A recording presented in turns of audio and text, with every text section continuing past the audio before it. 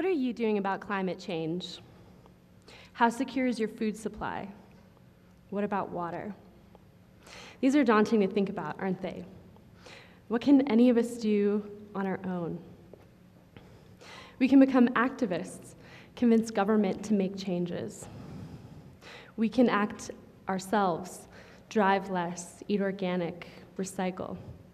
And we need to do all those things, but I want to talk about community. I think that's where change happens best.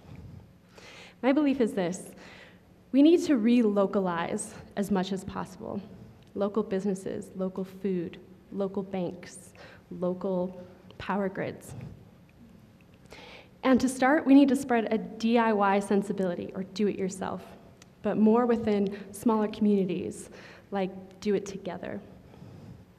I believe that as we relocalize and do these things together, we can take back.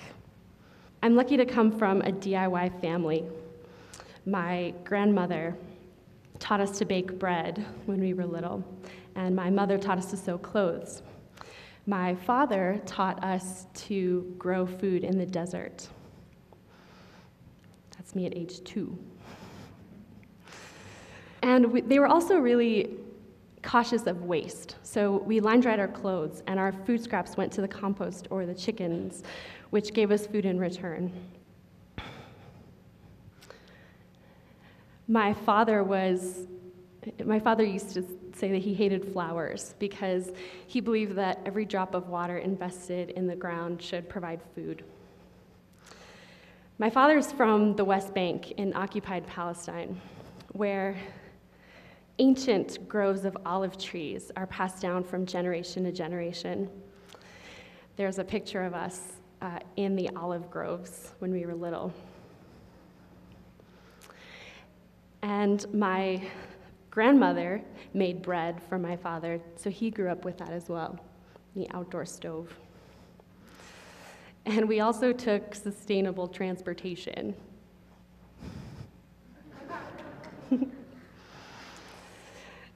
My dad's traditions translated really well to New Mexico, which has a remarkably similar climate, so that's what I grew up with as well. But it wasn't until one summer in college that I was visiting my grandmother again that I really was confronted with scarcity. Water for Palestinians is rationed, and it can be turned off at any time and without warning.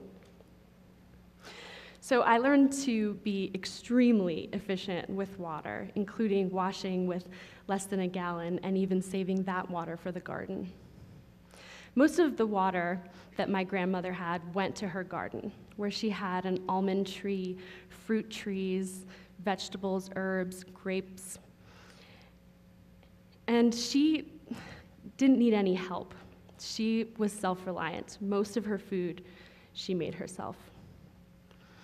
In the US, we value independence, and yet we're dependent on every system to keep us going. We depend on others to grow our food and make our clothes, and we exploit others in the process. We also depend on governments to pump clean water to us and drain away and truck away our waste. And we also depend on our paychecks to keep these things going. Each of these is a disaster away from collapse, even our paychecks. Most of us are a finite number of them away from poverty. So how do we break away from this? How do we relocalize? I think the DIY movement is a great start. The do-it-yourself, there are TV shows about it, and there's Pinterest. And I think it's really exciting, and I think the idea of it is more exciting than the actual practice of it. I think the practice is catching up, but it's growing as well. People are wanting to get back to their roots, perhaps, to relearn their family's cultural traditions, back to the land before we used pesticides and herbicides in our soil, trying to restore the soil. And back to a time when we just knew how to do more things for ourselves. I believe we can look back to the past without going backwards and take the best of what we've lost to bring into the future. At the old school, we have classes in composting and gardening, preserving food, identifying edible weeds and medicinal herbs, building with adobe, and water harvesting.